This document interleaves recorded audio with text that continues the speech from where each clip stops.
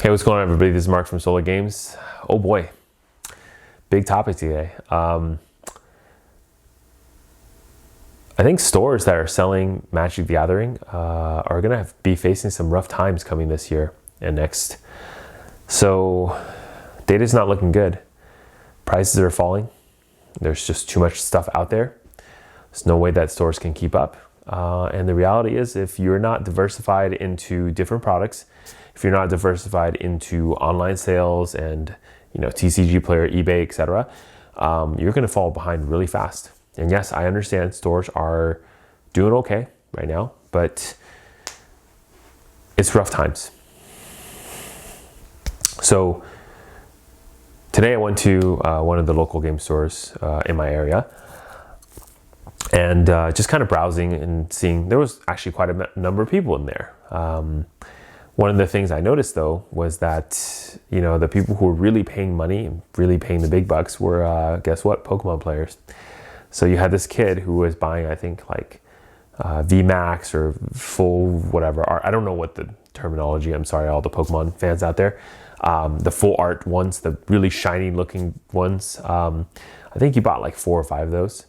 I think to me, as a Magic player, that's probably equivalent to the borderless showcase foil full art, type of cards, right? The hyper rare versions. And yeah, so he bought that. I think he paid like $30 or something for those cards. Again, don't know what he bought, so don't ask me. Then another lady who walked in, she was just browsing, very casual. She purchased like a box set of Pokemon something, and then purchased that and left. And the rest of the Magic players who were kind of hanging around, again, today's pre-release Friday, so there's a lot of people who are just hanging around until pre-release begins. We're kind of just chilling, waiting for pre-release, not doing much, not buying any singles or anything like that, just kind of browsing. One of the guys went up to the store owner, said, "Hey, can I look at the Baldur's Gate bulks you have, right?" And sure, brought them out. He was looking through them, came back with about 30 or so cards, and it's just really sad. I mean, 30 or so bulk from Baldur's Gate. And he was kind of like doing some sort of bartering with the owner a little bit about like, this really shouldn't that be that expensive. These cards are 20 cents. Part of this, I think, it's great because Magic players are mathematical geniuses, maybe, very financially aware of their situation. They're very intuitive on these things. Part of it is also very sad because, for about $3, it's bulk cards, the owner has to kind of go back and forth and figure out, like, is it $325, $350, $297? Like, I don't know what they're doing. Personally, if I was the owner, probably would have just said, hey, you know what, $3, go for it, take it. Not gonna, barter with you anymore. If you want it, great. If you don't worry about it. Just put them back in the box, be done with it, right? Yeah. So it's rough times. Then, of course, I'm looking over at things like, TCG Player and different places where you can get product. And one of the biggest issues is that store owners are getting squeezed insanely, right? So if you look at TCG Player right now for a collector booster for Brothers War, it's probably sitting around $210. The reality for a store, though, unfortunately, is that $210, if they sell the card, sell the box at $210 in the store, they're making what, maybe 5% margins on that sale? Maybe. Again, tax, shipping, everything included, right? Out the door, $210. They're probably making about 5%, 10% margins on those kind of sales. And that's really sad because unfortunately that's just how it is. And selling a product for $210 and you're only making 10% margins, it's really tough to move products like that. And again, maybe Hasbro's right. Wizards customers are very price sensitive, right? I think part of the problem is that, all the way down the line, they're just squeezing out the margins. And once you get to the stores, everyone's trying to dump them. No store wants to hold Magic products long term. Distributors don't even want these crap. And so you have stores that can't hold on. They bought a freaking case and they are, being price checked against TCG Player all the time, how can they live? Yeah, I mean, realistically, you know, if a store buys a product at pre-release or release, whatever, you know, takes the full allocation in, they're taking a huge risk. Sure, originally, you know, distributor pricing was great. You know, you're going to be able to make 30-40% margin on distributor pricing, right? You get collector's booster, let's say, I don't know, at 180, 170, something like that. You sell it, you know, to your customers at 250. Make a good like 30-40%, 40-50%. It's pretty good, right? Now, unfortunately, with readily available LGSs, it's essentially your local game store is everywhere around the world. You know, you can buy from Tennessee, Pennsylvania. You know, I live in California. You can buy from anywhere. You don't need to go to your local game store. They're all local to you. You just go on TCG Player, hit add to cart. There you go, local game store. But it's even better than that. You can buy it directly from Amazon. And Amazon is the best LGS ever. You know why? They will price match to the lowest point. If the product goes down in price, they're going to give you the best price if you pre-order. Otherwise, if you don't pre-order, it's items available for sale. Guess what? You add to cart, it ships in 3 days, and you get the product.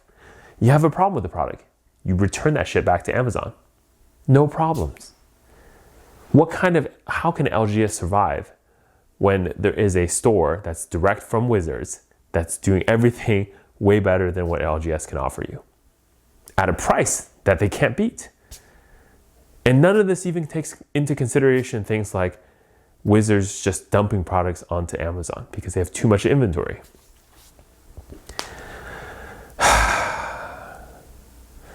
With how much inventory that Wizards has in the next, you know, that they've been kind of collecting for the last like a year or two, I don't understand how any LGS can survive into the future, paying basically premium to distributors and then realizing things like Brothers War are just going to get dumped on the secondary market on Amazon for half price of what they paid for.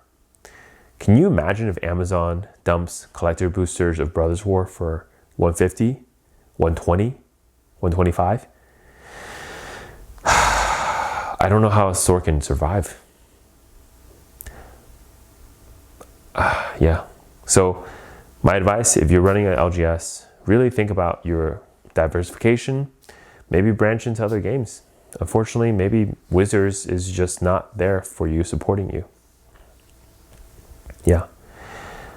Another thing that's happening, and it's kind of obvious now coming in pretty fast, is, you know, we always have this joke about pre-release and versus release.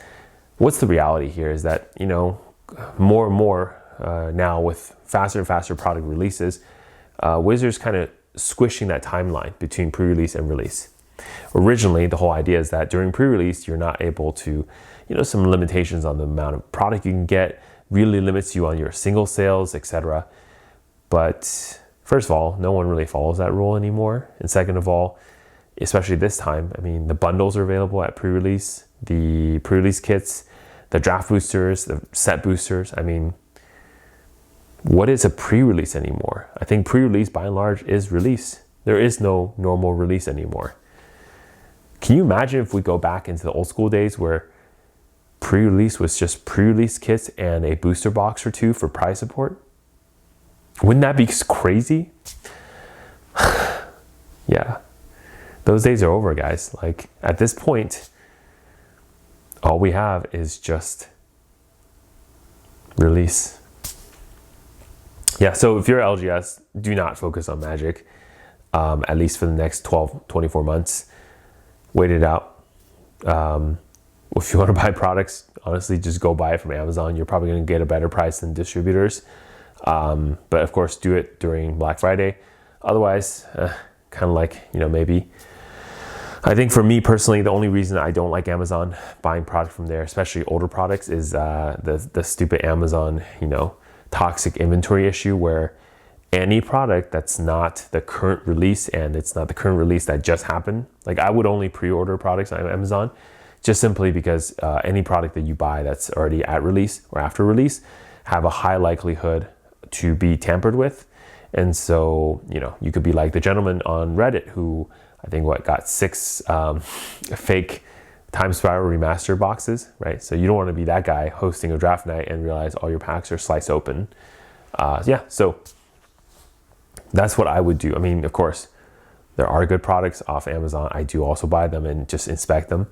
But at the same time, just given how likely there are problems now, I recommend everyone just take a look at the pre-release product, the pre-order products. But otherwise, I wouldn't really touch any of the other stuff. Just be careful, especially if you don't know what you're looking for. But this video is not about Amazon. This video is about LGS, and I feel bad. I think most LGSs, if they focus on Magic, if Magic is the only line of business or the majority of their line of business, I think they have maybe 6 to 12 months to go before they just have to go out of business. With the amount of products out there on the market, it's going to be rough sailing for the next 6 months or so. So be careful. All right, Solo Games, Mark, I'm out. Peace.